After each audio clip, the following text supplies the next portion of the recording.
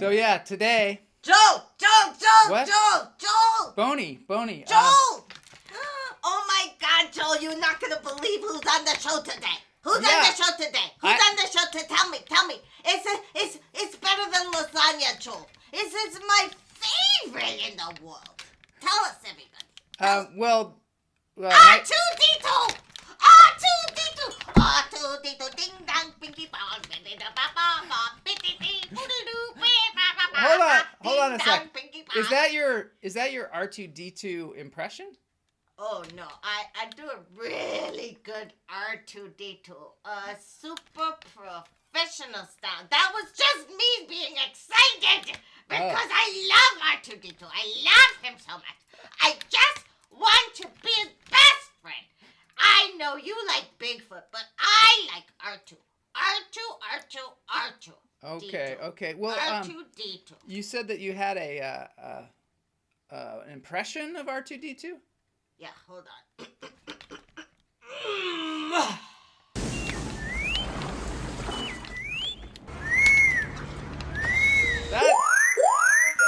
Whoa! That is really impressive. Thanks. I've been working on it ever since I was a wee little boner. No, we don't say boner on the show. Why? Well, I guess now we do. Anyway, thanks a lot, Boney, for being here. Where is he, Joel? Where's R2-D2? He's coming. It can't be soon enough for me. He's actually... Am I going to get any pizza when we get to the 1,000 subscribers? Oh, yeah, I think so. Pizza? I mean, is that all you want for 1,000 subscribers? 1,000 subscribers is like a big deal. Oh, yeah. I want a big pizza. Pizza. I like pizza. All right, thanks, Boney. Thanks for being here. That was great. Yeah, so I guess he gave it away. We're going to have R2-D2 on the show. We're actually going to have Mike Senna, who makes R2-D2 and other cool stuff. So let's get to it. Hey, Guy Fly, how's your eye?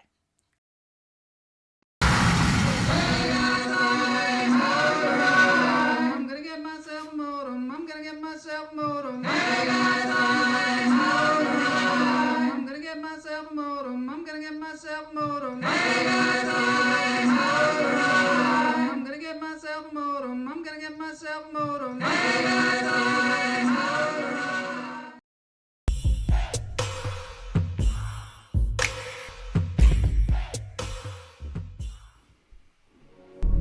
All right. Hey, everybody. Very excited today. We have a live guest, Mike Senna, who is, well, you're going to see. He's an incredible person, and we're really looking forward to it. We're also going to have a dance break with music by our friend Kyle Helf, who's also been on the show. So happy to see everybody here. And we're gonna do our breathing, and then we're gonna get into this discussion with Mike Senna. So in through the nose, out through the toes. Hold it. Let it go. We're flying high above, I believe it's the Earth. I'm not sure. It looks a lot like the Earth today. This is a background by Ma Ambiance, who does these incredible ASMR videos on YouTube. I highly recommend going to her channel. In through the nose, out through the toes. Hold it. Let it go. I'm very excited because I love Star Wars. I've been watching The Mandalorian, and Mike is a big part of that and a big enthusiast when it comes to this stuff. So in through the nose, out through the toes. Hold it. Let it go.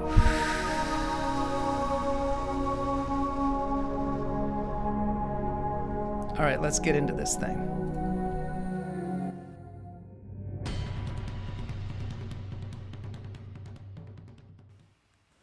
Okay, so when I first found out about Mike, I saw this video. It was on, LinkedIn. Hey, Wally.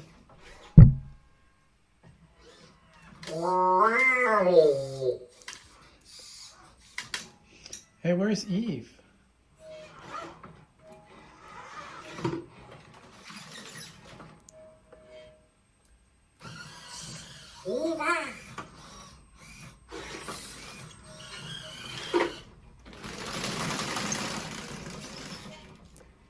So I was kind of like, what is going on here? So there were a lot of comments. Obviously, people were like, what the heck? You have your own Wall-E. And one of the comments I noticed said, yeah, right. That's not real. I know that that's CGI because I can tell by the way the rug moves. And Mike was on there going, what? You think it's CGI? No, Mike actually made this, and he makes other things too. And well, let's let him tell the story. Let's get in here. I've got Mike. We're ready to go. Let's go. Super exciting Interview Friday Live. This is the Interview Friday Live intro.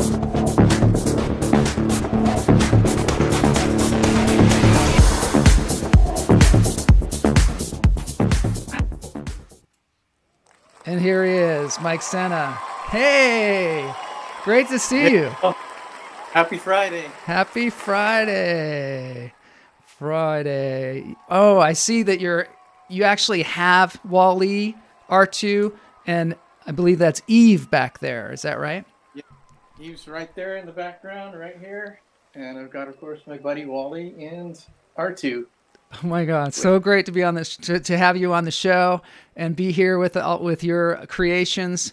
Can you tell us a little bit about how you got started creating these incredible robots? Start from when you first maybe saw Star Wars, or how you got this interested in it. Oh yeah, I was one of the old guys who saw it in the theater when it first came out. Me too. I'm with you. Yeah, in school we had this magazine come out that's a Scholastic magazine, and it had a little article about Star Wars in there. From there, I was kind of interested as a kid, but I wasn't like obsessed with anything at that point. But we went to see it with our families, and the lines were huge, and fell in love with the film. It was just, classic filmmaking. It was very good. So I fell in love with the film. I remember at one point the characters came out to do public visits, and it was in a Toys R Us, and they were going to walk out and meet the people. And so we went, and we were little kids, so super tiny. They walked. There was a roped area that went all around the inside of the store, and it was Darth Vader. 2 troopers came out, and they must have been the movie costumes, but they just walked out one door, they walked along the rope, through the store, and then walked into the other door. And that was it. They didn't stop for autographs. They didn't stop for pictures. It was thrilling, but it was a bit disappointing. Yeah. But as a child, I always remembered that and how it impacted me.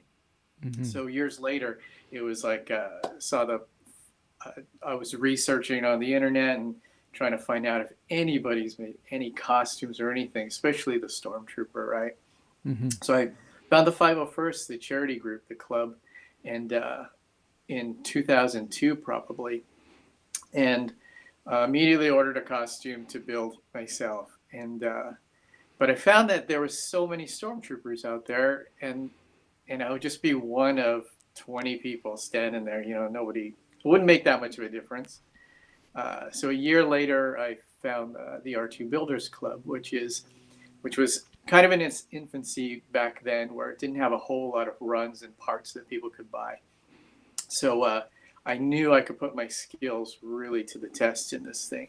So I started building that one in 2002. And were you a mechanical person, or were you someone that builds costumes? What was your background? Yeah, I didn't build any costumes, and I've never made a prop in my life at that point. So for the R2, it was kind of interesting. I didn't want to use any of the preconceived notions that were in the club, so I kind of went designed them myself. And I ended up building things that are pretty much staples of the club right now. So you had to machine your own parts? Is that how you do it, or do you use found parts, or what?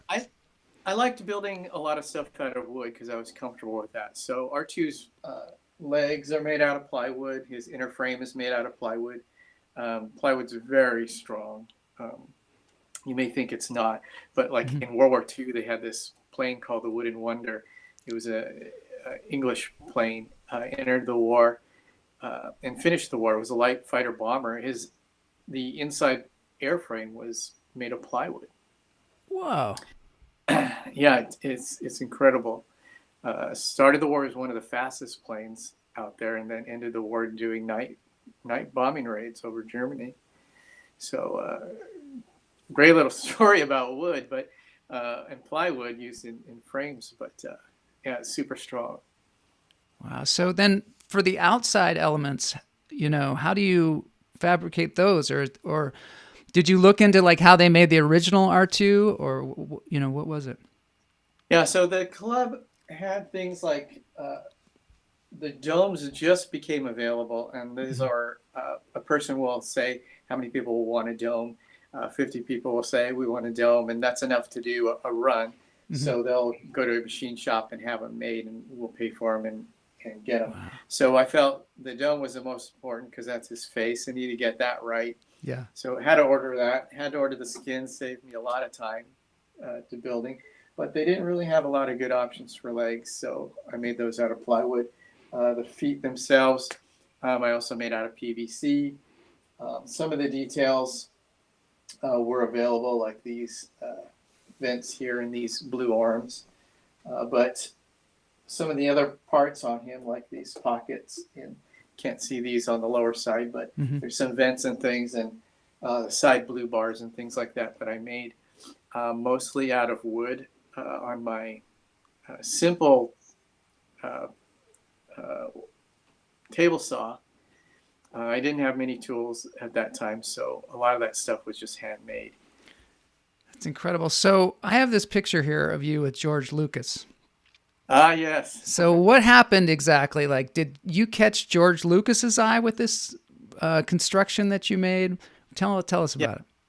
Yeah, George Lucas was always enamored with the R2 Builders Club because he knew we really, put our brains into this thing, into these things to make them work. And he was always really amazed that we could create these things without the problems that they had in the films. But mind you, the films took place, they were filmed in mid-70s. So the remote control stuff still was susceptible to interference from cameras and other stuff they were using on the set. So our RC stuff today, and when we started the club to build stuff in 2000, those radio systems are much more robust, so they don't run off on us. But that day he looked at it. He talked to me. He was like, "Wow, this is something else." He goes, "You guys are in the R2 Builders Club are pretty incredible." And he talked a bit about R2 on the sets, and then I said I didn't want to take too much of his time because he was walking in a crowd, and I said, "Can I take a quick photo with you?" And he said, "Absolutely." And so it ended up being one of the best photos I have, and certainly one of the best, I think, smiles on his face that I've seen in a photo. We're gonna have to take a look at that.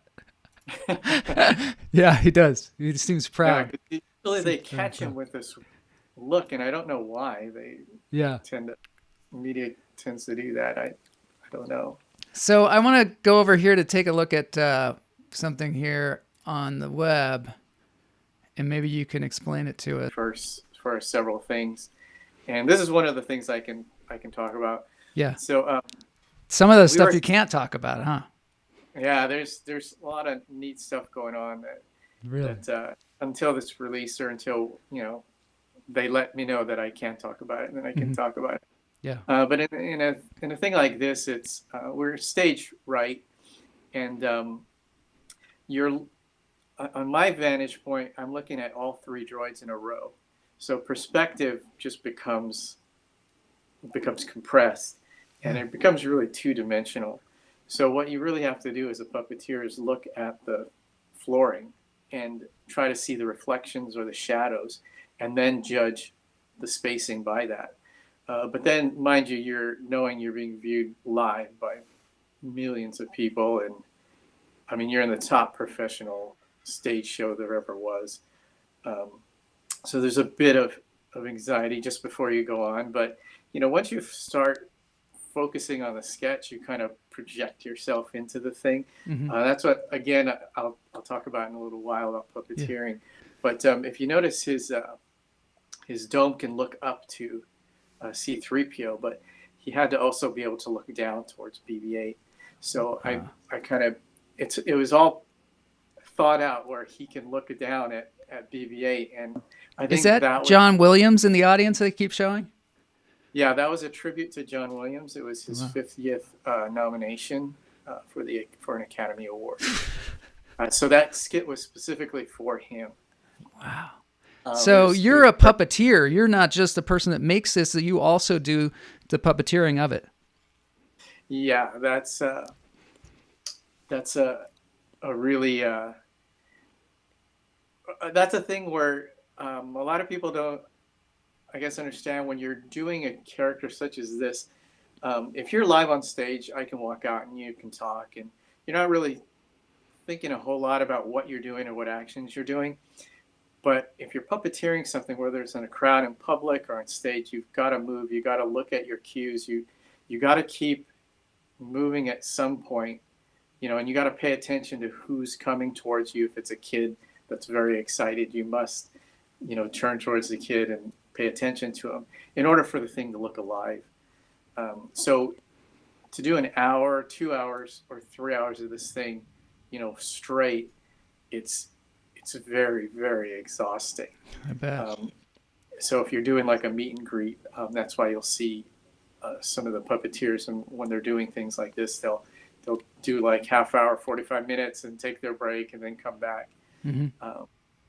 I once was in the City of Hope doing a cancer survivors thing for the kids, and I had R2 out there, and there were so many people and so much interaction, I didn't really stop until finally it was like I felt it. I all crashed. I just crashed in one like within seconds, and I'm like, what's happening? I go, and I looked at my wife, and everything was shutting down, and I was saying, we got to go. We just have to leave. I don't just pack up stuff. Everybody's shutting down. We got to get out of here right now. Yeah. She's like, what? And I realized then I did 5 hours straight. Oh, wow. I packed this thing up. I went to a guy's house and for like a little after party for the characters. And I just told my wife, I'm going to sit here with a beer and just, yeah. And I told everybody, I'm just going to relax for a little bit because I just feeling like I just need to be by myself or whatever. So, it took, 15 minutes, but then I was okay. But, I never always watched the time after that. Do you stand off to the side, or do you like, do people know that you're operating it? Do you stand right next to it, or do you stand off to the side somewhere? No, I absolutely always try to keep the magic. Wow. Always. So I'll operate with it behind my back, the remote control, or in a bag. What'll happen is you'll have the R2 unit or your animatronic, and about 10 feet back from that, people will look and or 5 feet, they'll form a kind of shell, or they'll form a circle. So if you stand behind that shell or that circle, and as long as you're behind somebody, they won't see you. And then you're just moving constantly to the place where there's the most amount of people. Mm-hmm. And if somebody's approaching in a group, you can join that group. We all come in at the same time. Yeah. But nobody's watching you at that point. They're focusing, and they're coming in onto the R2. Yeah. So that's how you really hide doing it. Some people will see you, of course, and they'll try to, tap you on the shoulder and say, "Hey, I know what you're doing," and you kind of just go, "Shh, keep the magic." That's amazing that you do that. That you do, that you have that kind of that extra level of commitment to really just, blend into the crowd. Yeah, I mean, it's about the thing, and it makes me happy to see that people can't figure it out, like how it's working or who's working it.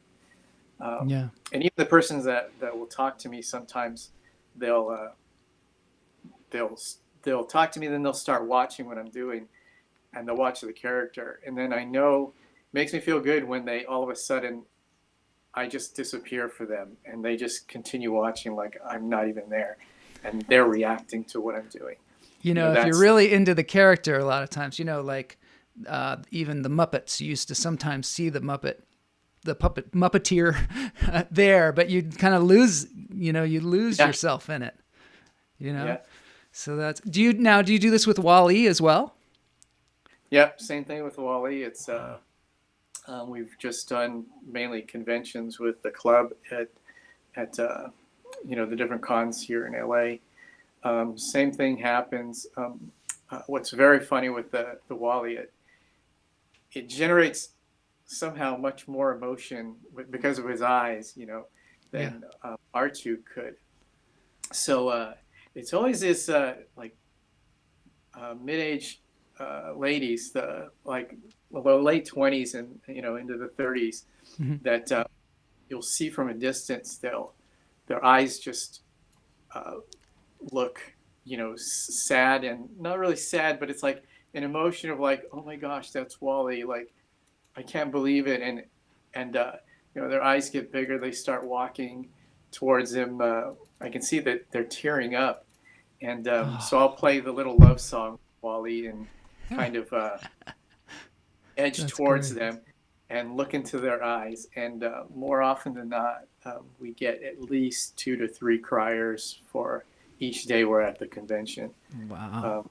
They just are completely beside themselves and shaking, and it's wonderful to see, though. That is so great. So you go to hospitals as well, is that right? Yes, we do. See if I Mainly can over find- here, the Chalk Hospital, Children's Hospital of Orange County.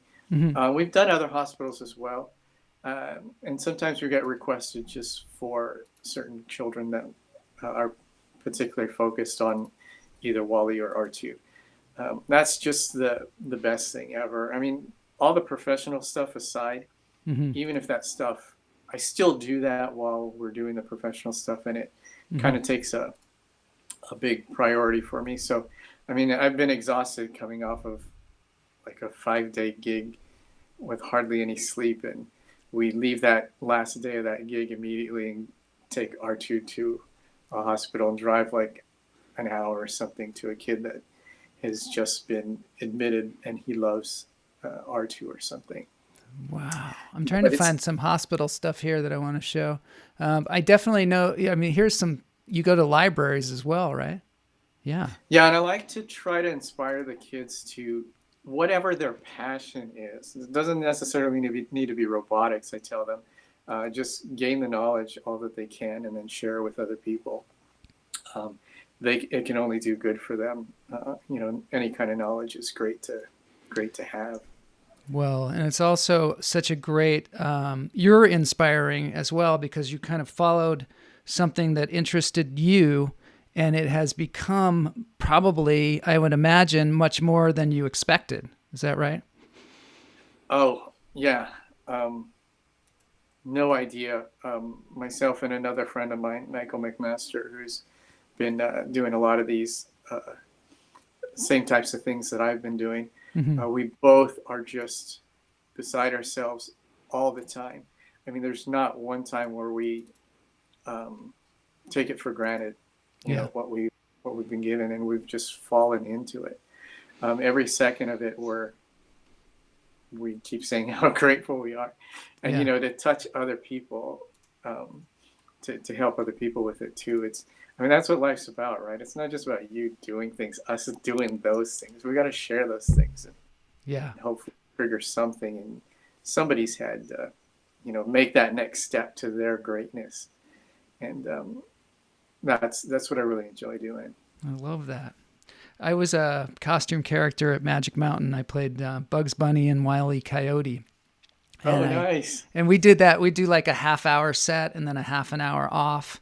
And because it was, grueling in the hot, desert sun or whatever. But the effect that it had on the kids and adults was what made it so worth it. We would also go to Make-A-Wish Foundation things where we go to a hospital or something, do these little specials. And I know that feeling. It's just such a great feeling to be able to like give that to other people. Yeah, and they'll remember your experience. They'll remember you in the costume. They'll remember your costume character, that interaction for the rest of their lives. Right. Yeah. Whole lives they're going to remember that. So it's an important thing. I was saying that, like, I went to a rainforest event one time and Little Richard was there and he was so excited to see Bugs Bunny. I'll never forget that moment where he came over and like hugged me. And I remember looking down, he was just so happy, and everybody just has these, when they see these kind of characters, especially when you can bring them to life like that, it's a magical moment for sure. Tell us about Eve. Eve is back there. And now Eve in the show, in the movie Wall-E, floats. How do you manage with Eve? And if you can tell me something about how you do the voices too, how you work the voices on these things. I need to grab my remote right back here. Well, Eve is a character that floats, of course, but she doesn't really float, or she can't float. But there's a mechanism that I have that hooks onto the back of Wall-E that they share power, they share their speaker systems, and she appears to float next to him. I haven't perfected or haven't even worked on the perfecting that part of it yet. Yeah. Have you thought about using drones or anything like that? Or is that like a dream? Is that impossible? That's impossible. I mean, people tell me to use magnets, and I'm sure, they're trying to help out. So, take their suggestions, but magnets, way too heavy. And, I don't even know how I generate that magnetic field. I'd probably make everybody around me sick, or they'd just be pulled into it because their jewelry will be right. Probably have keys on Eve, just everything. Yeah. Phones stuck to her, but so it's not really possible with today's technology. Who knows what people will come up with levitation. But this is really a monster remote that finished developing for controlling Wall-E and Eve. So a lot of these buttons here on the side, once you get an explanation of it, and if you actually used it, you would get used to it. Like one whole side here will control just the left arm, and this side will control just the right arm. If you don't want to control that side, you can flip this switch here and shut off this entire side so you don't accidentally click the arm. For instance, when Eve's on Wall-E's arm, I don't want that arm to move. So I can turn off this section just in case I hit it, because that would be catastrophic. So then there's a small transmitting box that I built, custom built on the bottom here, that transmits all those signals into the character Wall-E or Eve or even R2. These will control the sounds. They're also paralleled into these buttons on the back. So when I'm holding the controller, I can just push these buttons and do the sounds. So this side is Wall-E sounds, this side is Eve sounds.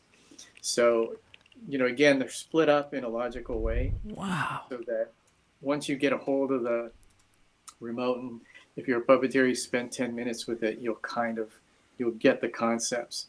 So now you'll at least understand that if I hit these buttons, Eve's going to say something, and if you hit these, Wall-E's going to say something, stuff like that. So cool. The locomotion is this will drive him, and then this will make his head move up and down and left and right. and then Eve's got her head control of turning left and right. It's incredible. So there's still some magic I need to get going in Eve, but she has been at the con circuit, and people have been really enamored with her. So great. Tell me about BB-8. So I got my BB-8 shirt on here. yeah, Apparently, you saw a picture of it before the movie came out, featuring, I think it was So Revenge of the Sith. Yeah, well, it was actually before The Force Awakens, right? It was 2 months before, so it was in. Oh yeah. Well, actually, no, I can't say that. It was Force like in. Awakens. It was in April. Yeah. When first showed BB-8 to the world, and he rolled out on the stage in one of the Star Wars conventions. And what they had was a model of the BB-8 sitting in one of the rooms for the props, the movie props. So I was able to get in there with the public and just shot a whole bunch of pictures, front, side, back, and top, and everything. And I couldn't get a picture of the bottom. So I used the video from the convention while it was rolling and when it stopped to get that panel. But, designed all my own stuff, try to put everything So you together. looked at the model of it and you said, how does this work? Did you see it well, moving at all? Yeah, we saw it moving, but, it wasn't all about that type of motion because, there's no way that could be developed within a couple of months' time. Yeah. And I was trying to get it done before the film. So it was mainly not moving. And if it did, it wasn't really perfect. He did a great stationary wiggling, turning his head type of thing. Uh-huh.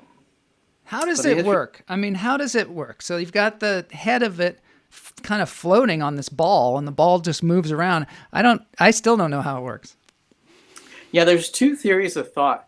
So the ones that they did on the stage were developed by Matt Denton and Josh Lee. They brilliant guys. They developed it such that it was a pendulum type of motion. So the axle went straight across the body, and there's a pendulum inside that will go forward. And when it goes forward, then the center of gravity changes. So the ball tends to roll forward. It's like if you stuck a piece of gum on a perfectly balanced ball, it's going to start rolling towards the gum. Yeah, right? yeah. So that's the idea. It's the pendulum moving forward, so the body moves forward. If it shifts to the right, it's going to kind of shift to the right. So that with the magnetic head on there, it can, and you have a post in there that can move the magnet on the inside that also moves the head, going back and forth. Then if you spin the head on the magnets on the inside, the head will spin. Now that's a very, very simple explanation of it because you need the software to balance the robot. Now you have a heavy point on the top of the ball. Yeah. And if you balance again put something heavy on the top of the ball, the ball is going to kind of roll over. Yeah. So the circuitry in there to balance that, to make the pendulum balance the head without the thing moving, and just the weebles wobble, and, yeah. and getting all that stabilized was all things that those guys figured out, and Matt Denton developed the software for. He's spent a long time on it, but it's very well done, and he's just been perfecting it, as the films progressed. Wow. So what about Mandalorian? I'm a big fan of the Mandalorian these days. Have you been involved in that at all that you can talk about? Well, I can just probably say that I was hired on, and this sounds impressive, but I really don't do that much. I've been hired as a droid consultant. What we actually do is help source things for droids for the TV show. What was super funny though was they were filming season 2 while they were just about to release season 1. So I didn't know anything about Mandalorian except for Jon Favreau, Dave Filoni, and one of the guys creating it. So they had sourced a droid for season 2, and we went to bring it to the set, and I asked them if we can see it while they filmed it. So months later, they invited us to the set. The prop manager, right away, he just told me, there's spoilers on the set, so be just be aware of that. Yeah. And so I went on set, and I'm like, I'm looking around for something fantastic. I don't see a thing. Really? But what was there was a treadwheel droid sitting there, and he was barbecuing a piece of meat, and there was a little doll sitting on the treadwell, and it looked like a mascot to me. I thought, because all the shots were pretty high on the robot, it wasn't down, so I thought it was like a set mascot or something. Mm-hmm. And turned out to be Baby Yoda. That was the actual puppet, Baby Yoda. Yeah, I was so dumb. Me and my friend were we had no idea. So we watched it, live there, and then we went to the video tree and we watched more shooting, and then they panned down actually to Baby Yoda, and he was doing his reactions, but I still thought, oh, it was just an alien creature. Yeah. That was interesting, at that point. Mm-hmm. And I came home, and a couple weeks later, we watched Mandalorian. I'm like, oh my God. Wait a minute. I met Baby Yoda. That's what I love about, one of the things I love about the Star Wars franchise is that they mix in puppets, CGI, and then also robotics. And it somehow that mix really works, and they seem to continue on with it. It's not like they have decided, oh, we can just not have on set. You said that the that frog-looking character, yeah, that was on the set as well. Is that right?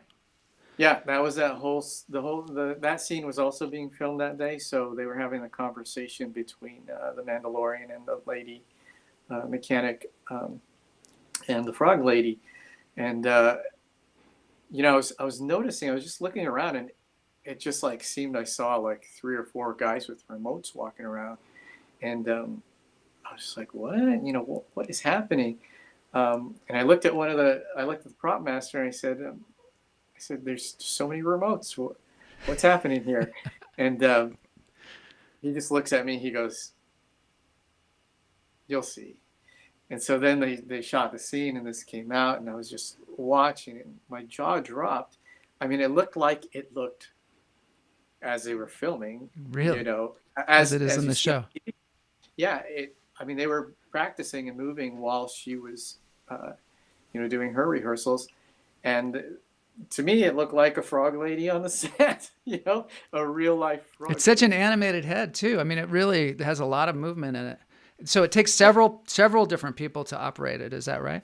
I'm assuming. I can't say for sure because I don't know. There was at least one, and everybody knows that.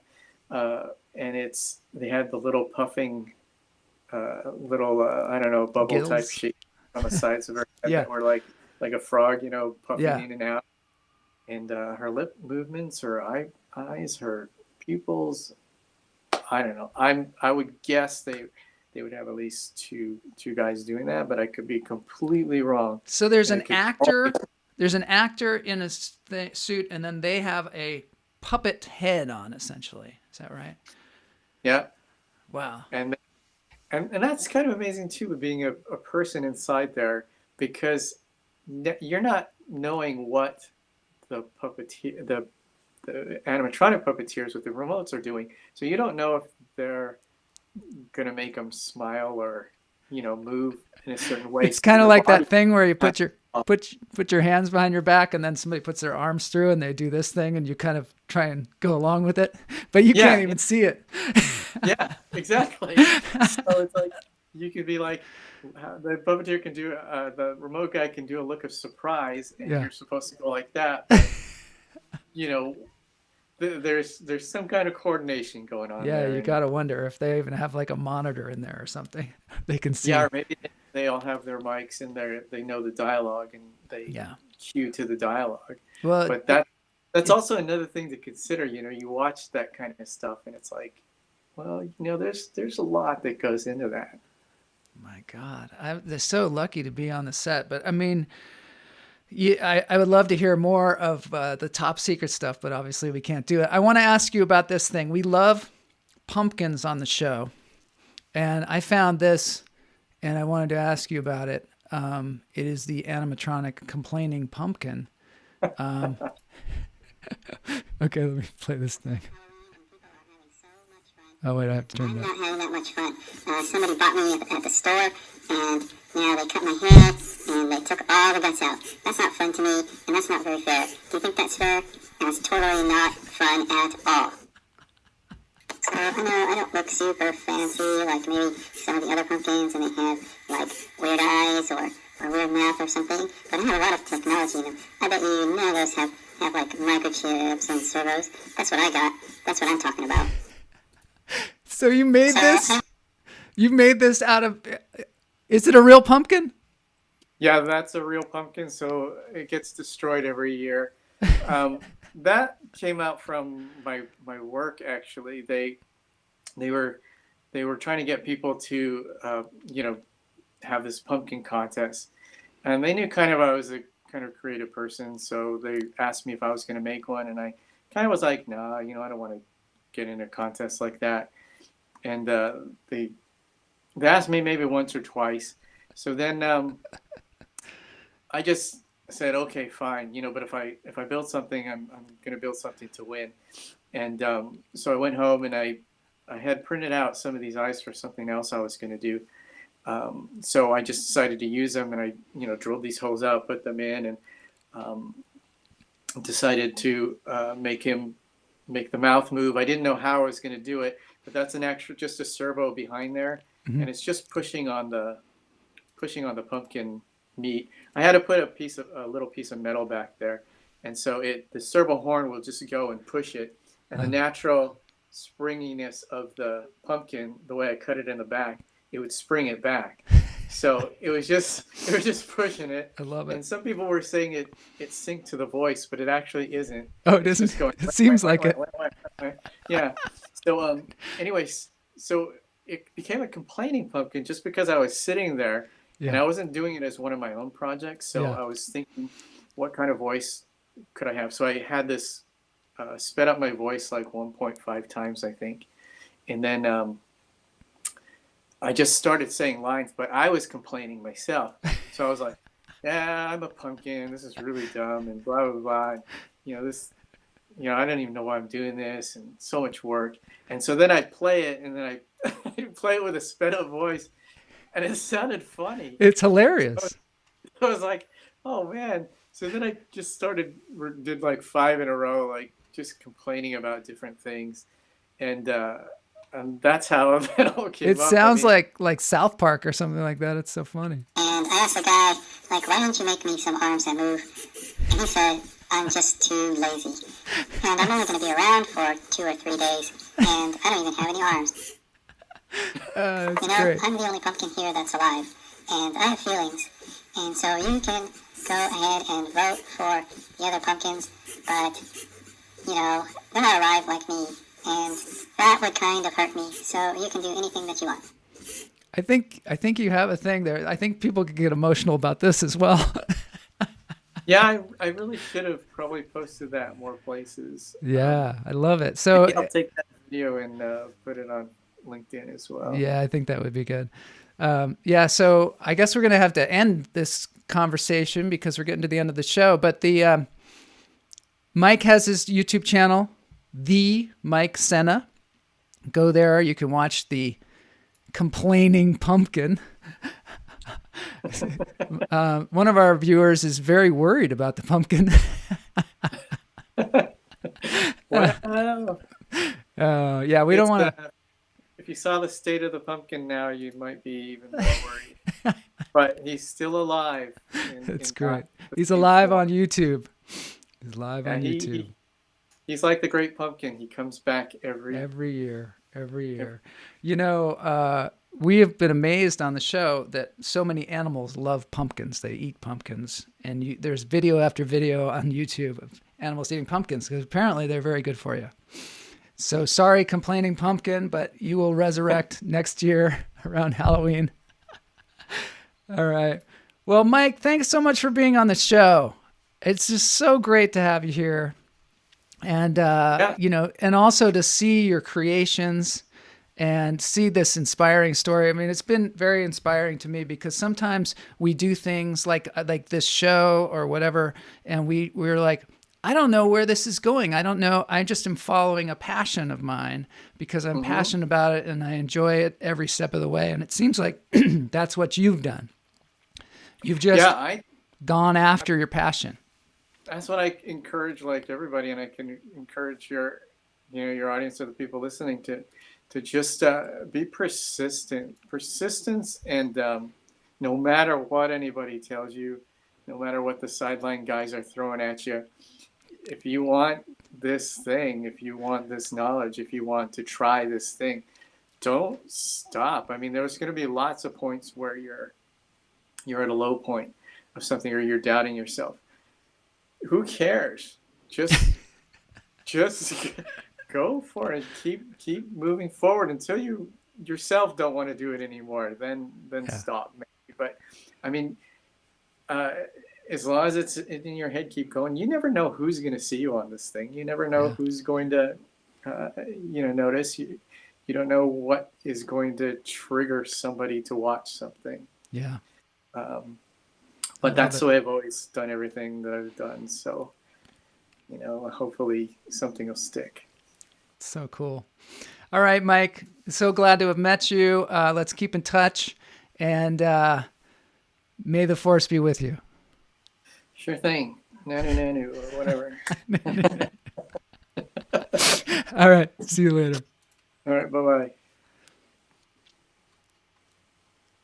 Yeah. Okay, so that was Mike Senna.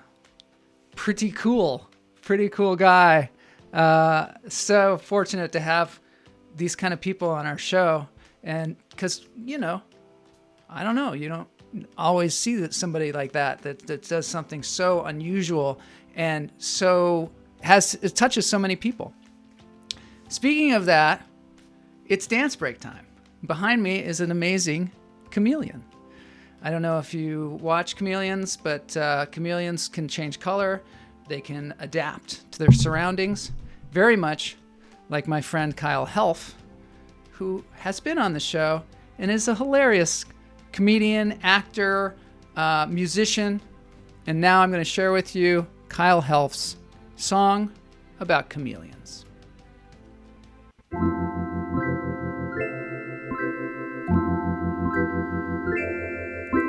Dance party. Dance them if you got them.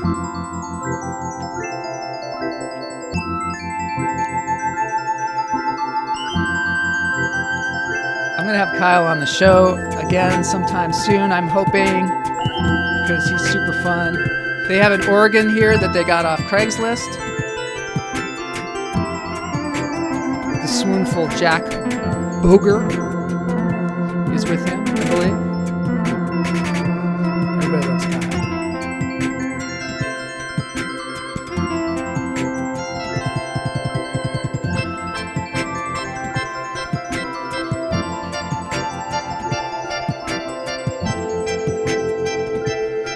Kyle and chameleons. It's a great combo. Just say you love me, little Herbie.